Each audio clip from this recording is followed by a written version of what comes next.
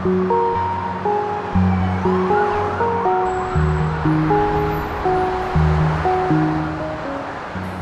the context of safety and how Seattle kind of pairs up against other cities, we are one of the safest cities in the country, if not the world, when it comes to safety for people traveling on our streets. At the same time, we are seeing over more than 13,000 crashes every year. And on average, as a result, we see about 150 or so serious injuries that people are sustaining. And then close to 20 people every year are losing their lives as a result of a traffic crash.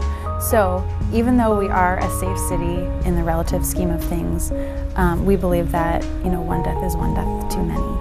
And that's why we're really going after Vision Zero.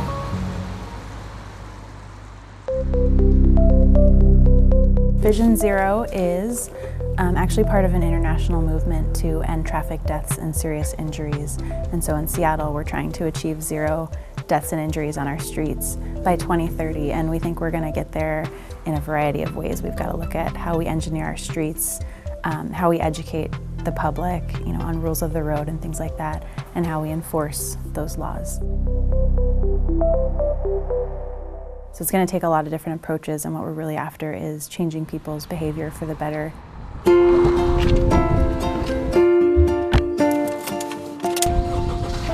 Safe driving is a learned behavior.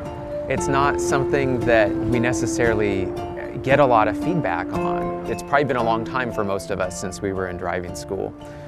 And that might be the last time, other than someone honking behind us, that we got feedback on our driving. It's really hard to change people's behavior. I mean, think about your own behavior on a daily basis, whether you're walking, biking, or driving. What does it take to make you change? Sometimes it takes a ticket. Sometimes it takes, us retooling the street, and sometimes it takes incentives. I was at a conference in New York with a couple colleagues, and I sat in on a session where a guy from the city of Boston was presenting about this Boston Safest Driver competition, and they saw behavior improve. So they looked at some of the most active users, and they saw a 47% decrease in phone distraction and about a 35% decrease in speeding. And then we started having conversations with the app developer that they worked with, Cambridge Mobile Telematics. So we kind of took their effort and streamlined it for us a little bit and started working with them in earnest in the summer, and then launched it in November.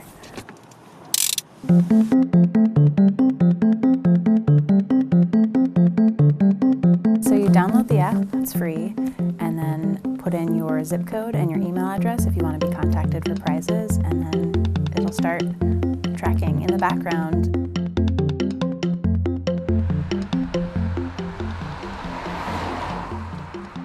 So I got an email that let me know that there's this app out there and a competition going on, and I like a good competition. So it's an 8-week competition, and every other week, thanks to a partnership that we've been able to put together with PEMCO Insurance, we've been able to provide prizes to people. So prizes for best driver for the 2-week chunks of time, most improved, least distracted, or people who have actually taken the most number of transit and bike trips as well. We jumped at the opportunity because we felt like it was a really perfect match for the things that we're really passionate about. Well, there's so much about driving that is out of our control, like the weather, the condition of the road, other drivers on the road, that it's really important to focus on the things that you can control as much as possible. Because the app tracks a number of metrics. It tracks your speeding, your harsh braking, your acceleration, how you take a turn, so you're cornering. Yeah, it uses like a gyroscope inside your phone as well as the accelerometer to both tell how fast you're accelerating or decelerating. And then phone distraction. Sometimes we forget about what an impact that can make when you're transitioning from looking at the road to looking at anything else, but especially the phone and that lapse of time in between. We're not going to use this to, one, set up speed traps, or two, like, write you a ticket because we know you were speeding in a certain place. That's not what this is about.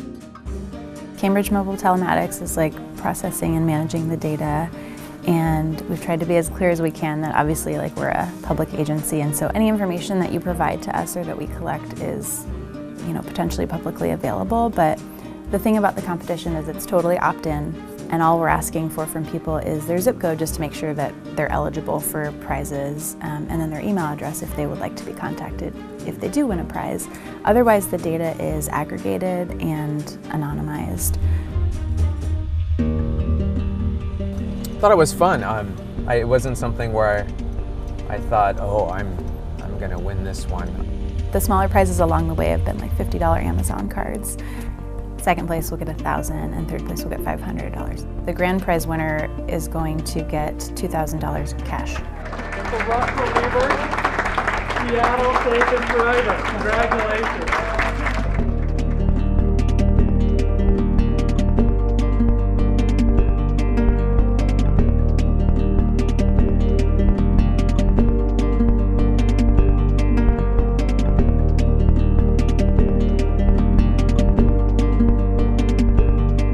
We all have the capacity to be horrible drivers. We all have the capacity to be great drivers. It's the most dangerous thing you're going to do in the day is get behind the wheel of your car. So, you know, if you can have some attention to how you can make that, change that behavior to be safer, then that benefits everybody in the community. Watch CityStream Thursday nights at 7 on the Seattle channel, or get video on demand and podcasts anytime at seattlechannel.org.